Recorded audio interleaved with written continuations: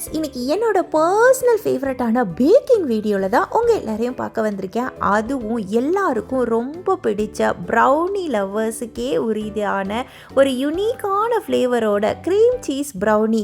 கீழே ப்ரௌனி, மேலே cream cheese layer ஸ்வர்ல்ஸோட பார்க்கவும் அவ்வளோ சூப்பராக இருக்கும். டேஸ்ட்டு அல்டிமேட்டாக இருக்கும். இந்த ஃப்ளேவர்லாம் கடையில் தேடி வாங்கி சாப்பிட்ற மாதிரி இருக்கும். ஈஸியாக அளவுகளோட டிப்ஸ் அண்ட் ட்ரிக்ஸோட என்ன பண்ணணும், என்ன பண்ணக்கூடாது அப்படின்னு ஷேர் பண்ணியிருக்கேன். வீட்டிலையே செஞ்சு என்ஜாய் பண்ணலாம். பேக்கிங்க்கு இல்லை சேலுக்கு, எனி அக்கேஷனுக்கு சிம்பிளாக பண்ணி முடிச்சிடலாம். வாங்க வீடியோவை ஃபுல்லாக பார்த்து தெரிஞ்சுக்கோங்க. இப்போது இதுக்கு 8 ounce க்ரீம் சீஸ் வேணும். நார்மலாக எல்லா க்ராசரி ஷாப்லேயும் கிடைக்கும் இந்த க்ரீம் சீஸ் பாக்ஸு. அது ஒரு பாக்ஸ் தேவைப்படும். ஒரு egg, 1/4 cup brown sugar, can sugar நான் எடுத்திருக்கேன். நாட்டு சர்க்கரையில் ப்ரௌனி பண்ணால் ரொம்ப டேஸ்ட்டாக வருங்க. வெனிலா எசன்ஸ் தேவைப்படும். இதுதான் க்ரீம் சீஸ் லேயருக்கு.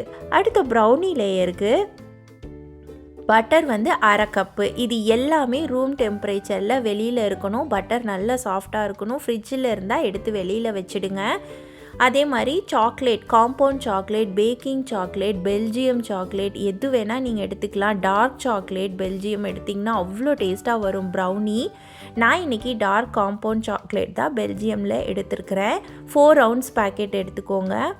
2 முட்டை ப்ரௌனிக்கு தேவைப்படும். இதுவும் ரூம் டெம்பரேச்சரில் இருக்கணும்.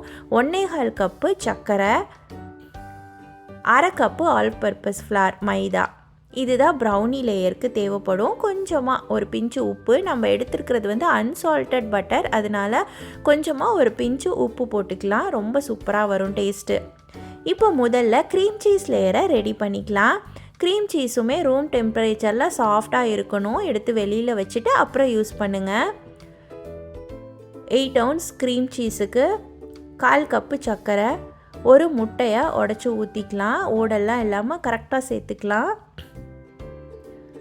இந்த லேயர் சேர்க்குறனால ப்ரௌனியை வேறு லெவலுக்கு கொண்டு போயிடும். அவ்வளோ யூனிக்காக டேஸ்ட்டாக இருக்குங்க. பார்ட்டிக்கெல்லாம் பண்ணிங்க இல்லை சேல் பண்ணுறதுக்கு பண்ணிங்கன்னா ஹிட்டு அப்படி இருக்கும் ப்ரௌனி டேஸ்ட்டாக. இதை நல்லா கலந்து விட்டுக்கலாம். இந்த க்ரீம் சீஸு, எக்கு, சர்க்கரையை மிக்ஸ் பண்ணிக்கோங்க. இப்போது நீங்கள் ஹேண்ட் பிளெண்டர்லேயும் மிக்ஸ் பண்ணலாம், இல்லை பலூன் விஸ்க் வச்சும் விஸ்க் பண்ணிக்கலாம். உங்ககிட்ட எது இருக்கோ அதை வச்சு நல்லா ஆனால் மிக்ஸ் பண்ணிக்கணும். இதை கலந்து விட்டுட்டு இதில் 1 டீஸ்பூன் அளவுக்கு வெனிலா எசன்ஸ் சேர்த்துக்கிட்டு இப்போ பிளெண்ட் பண்ணி எடுத்துக்கலாம். ஒரு 2 minutes நல்லா ஹை ஸ்பீடில் நான் பிளெண்டர் வச்சு பிளெண்ட் பண்ணி எடுத்துக்கிட்டேன். நீங்கள் விஸ்க் வச்சு பண்ணாலும் கொஞ்சம் கலர் மாதிரி இந்த எக்கெல்லாம் நல்லா மிக்ஸ் ஆனால் ஒரு பேல் கலர் வரும். அது வரைக்கும் நல்லா மிக்ஸ் பண்ணணும். இப்போ 2 நிமிஷம் நல்லா பிளெண்ட் பண்ணியாச்சு. இப்போ சூப்பர் சாஃப்டாக ஃப்ளஃபியாக இருக்கும் இந்த மிக்சரு. இந்த மாதிரி ஃப்ளோயிங் கன்சிஸ்டன்சியில் தான் இருக்கும். க்ரீம் சீஸ் லேயர் ரெடி ஆயிடுச்சு. இதை ஓரமாக வச்சிடலாம், அப்படியே இருக்கட்டும். அடுத்து நம்ம ப்ரௌனிக்கான லேயரை ரெடி பண்ணிக்கலாம். இதுக்கு முதல்ல ஒரு ஹீட் ப்ரூஃப் பவுலில் சாக்லேட் அண்ட் பட்டர் எடுத்துக்கோங்க. சுடு தண்ணி மேலே வைக்க போகிறோம் டபுள் பாய்லரில். சாக்லேட்டை நல்லா குட்டி குட்டியாக சாப் பண்ணி கிரேட் பண்ணி எடுத்துக்கிட்டால் மெல்ட் பண்ண ஈஸியாக இருக்கும். அதே மாதிரி பட்டரையும் நல்லா சாப் பண்ணி சேர்த்துக்கோங்க. 4 ounce சாக்லேட்டுக்கு 1/2 கப்பு பட்டர். இதை நல்லா சாப் பண்ணி சேர்த்துட்டு ஒரு பாத்திரத்தில் தண்ணி ரொம்ப தளன்னு கொதிக்கக்கூடாது. இந்த மாதிரி ஆவி வர அளவுக்கு சூடானோன்னா மேலே இந்த பாத்திரம் அழகாக ஃபிட் ஆகிற மாதிரி 2 பாத்திரமும் சரியாக எடுத்துக்கோங்க. அப்போ தான் இந்த சூடு இதில் பட்டு கரெக்டாக நல்லா மெல்ட் ஆகும்.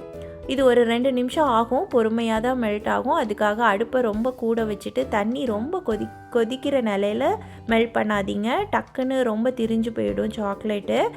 இந்த மிதமான சூட்லேயே மெல்ட் பண்ணி எடுத்துக்கலாம். சாக்லேட் மெல்ட் ஆனால் போதும், அந்த சூட்லேயே பட்டர் மெல்ட் ஆகிடும். இப்போது இது ஹீட்டாக இருக்கும்போதே இதில் 1/4 கப்பு நாட்டு சர்க்கரை எடுத்து வச்சுருக்கோம்ல, அதை சேர்த்து மிக்ஸ் பண்ணிக்கலாம். ப்ரௌனிக்கு எப்போயுமே ப்ரௌன் சுகர், நாட்டு சர்க்கரை சேர்த்திங்கன்னா டேஸ்ட் அல்டிமேட்டாக இருக்கும் ஒயிட் சுகரை விட. இதை நல்லா கலந்து விட்டுக்கலாம். இந்த சூட்டுக்கு கொஞ்சம் கொஞ்சமாக சர்க்கரை மெல்ட் ஆயிரும். பயப்பட வேணாம். இந்த ப்ரௌனியில் ரொம்ப கவனிக்கணும், கேர்ஃபுல்லாக பண்ணால் தான் இப்படி வரும் அப்படிலாம் இல்லை. இந்த ரெசிபி சூப்பராக வரும். அப்படியே மிக்ஸ் பண்ணி பேக் பண்ணி பாருங்கள். இதில் நம்ம எடுத்து வச்சுருக்க 2 எக்கு, இந்த எக்குமே சில்லுன்னு இருக்கக்கூடாது, ரூம் டெம்பரேச்சரில் இருக்கணும். அதை சேர்த்துக்கிட்டு 1 டீஸ்பூன் வெண்ணிலா எசன்ஸு, ஒரு பிஞ்சு உப்பு. இதை நல்லா பீட் பண்ணி எடுத்துக்கலாம். எக்கு சேர்த்துருக்கனால இந்த பேட்டர் நல்லா திக்காகி வந்துடும் 2 நிமிஷத்தில். விஸ்கில் கொஞ்சம் கலந்து விட்டுட்டு பிளெண்டரில் ஒரு 3 நிமிஷம் நல்லா ஹை ஸ்பீடில் பீட் பண்ணி எடுத்துக்கோங்க. அப்போ தான் இந்த எக்கு வந்து நல்ல பீட் ஆகி வரும். ப்ரௌனி சூப்பர் ஸ்பஞ்சியாக க்ரீமியாக சாஃப்டாக கிடைக்கும். ப்ரௌனி பேட்டர் இப்போ ரெடி. இதில் எடுத்து வச்சுருக்க 1/2 கப்பு ஆல் பர்பஸ் ஃபார் அந்த மைதாவை சேர்த்துக்கலாம். இதுக்கப்புறமா ரொம்ப கலந்து விடணும்னு கிடையாது. இந்த பலூன் விஸ்க் வச்சு நீங்கள் அப்படி லேசாக அந்த மாவை வந்து இந்த சாக்லேட் எக்கோடு கலந்து விட்டால் போதும். நல்ல திக்காக வந்துடும் இந்த ஸ்டேஜில். ஸோ கைக்கு கொஞ்சம் வேலை இருக்க மாதிரி தான் இருக்கும். இந்த ப்ரௌனியோட பேட்டர் இந்த கன்சிஸ்டன்சியில் தான் இருக்கும். ரொம்ப லிக்விடாக ஃப்ளோயிங்காக இருக்காது. இந்த மாதிரி நல்லா எடுத்து விடுற மாதிரி தான் இருக்கும். இப்போ இந்த பேட்டர்லேருந்து ஒரு 1/4 கப்பு பேட்டரை எடுத்து வச்சுக்கலாம். ஏன்னா அந்த மேலே வந்து கடைசி லேயர் போட்டு ஸ்வர்ல் பண்ணுறதுக்கு ஹெல்ப் ஆகும். இந்த இடத்துல தான் நான் ஒன்று மிஸ் பண்ணிட்டேன். ஏன்னா என்னோடய பேன் வந்து 9 இன்ச் பேனு, நான்ஸ்டிக் பேனு. அவசரத்துக்கு பட்டர் பேப்பர் இல்லை, நான்ஸ்டிக் தானேன்னு சொல்லிட்டு பட்டர் ஃப்ளாரெல்லாம் டஸ்ட் பண்ணிட்டு தான் இத்தனைக்கும் நான் ப்ரௌனி ஆட் பண்ணியிருக்கேன். அப்போயுமே கொஞ்சம் அதில் ஸ்டிக்காக தான் செஞ்சிச்சு. எப்போயுமே ப்ரௌனிக்கு வந்து நம்ம பட்டர் பேப்பர் கண்டிப்பாக போட்டு நல்லா பட்டர் ஆயில் பண்ணி தான் செய்யணும். இந்த ஸ்டெப்பை மட்டும் நீங்கள் மிஸ் பண்ணாமல் செஞ்சுக்கோங்க. ப்ரௌனியை பேட்டரை கீழே போட்டு நல்லா ஈவனாக ஸ்ப்ரெட் பண்ணி டேப் பண்ணி செட் பண்ணிக்கோங்க. அடுத்து மேலே வந்து க்ரீம் சீஸ் லேயர் பண்ணி வச்சுருக்கோம்ல, அந்த பேட்டரை ஊற்றிக்கலாம். இது லிக்விட் ஃப்ளோயிங்காக தான் இருக்கும். இதை ஜஸ்ட்டு நீங்கள் அட்ஜஸ்ட் பண்ணி விட்டு டேப் பண்ணி ஏர் பபிள்ஸ் மட்டும் எடுத்து விட்டுருங்க. இதுக்கு மேலே 1/4 கப்பு ப்ரௌனி பேட்டர் எடுத்து வச்சுருப்போம் இல்லையா, அதை வந்து டாட்டாக அங்கங்கே போட்டுட்டு டூத் பிக் வச்சு அப்படியே பேட்டர்ன் ஸ்வர்ல்ஸ் பண்ணி விட்டிங்கன்னா சூப்பராக வந்துடும். பார்க்குறதுக்கும் ரொம்ப நல்லாயிருக்கும். ஃபினிஷிங் பார்க்க ரொம்ப நல்லாயிருக்கும். ரொம்பவும் வேலையும் கிடையாது. ஜஸ்ட் அப்படியே டூத் பிக் வச்சு அவங்களுக்கு பிடிச்ச பேட்டர்னை அப்படியே ஸ்வர்ல் பண்ணி விட்டுக்கோங்க. இப்போ 350 டிகிரி ப்ரீ ஹீட்டட் அவனில் எனக்கு 30 மினிட்ஸ் ஆச்சு. நான் எப்போயுமே ப்ரௌனி வந்து கொஞ்சம் சாஃப்டாக ஸ்பஜ்ஜியாக இந்த மாதிரி கொஞ்சம் அப்படி சாஃப்டாக இருந்தால் தான் எங்களுக்கு பிடிக்கும். ரொம்ப ட்ரையாக கேக் மாதிரி எடுக்க மாட்டேன். அதனால் 30 மினிட்ஸ் வச்சு எடுத்துக்கிட்டேன். எனக்கு சரியாக இருந்தது. நீங்கள் 20 மினிட்ஸில் இருந்தே உங்கள் அவன் டெம்பரேச்சருக்கு செக் பண்ணி எடுத்துக்கோங்க. ஃபஜ்ஜியாக வேணும் சாஃப்டானா ஒரு 5 மினிட்ஸ் முன்னாடி எடுங்க. இன்னும் கேக் மாதிரி வேணும் அப்படின்னா 5 மினிட்ஸ் கூட வச்சுக்கலாம். அவ்வளோதான்.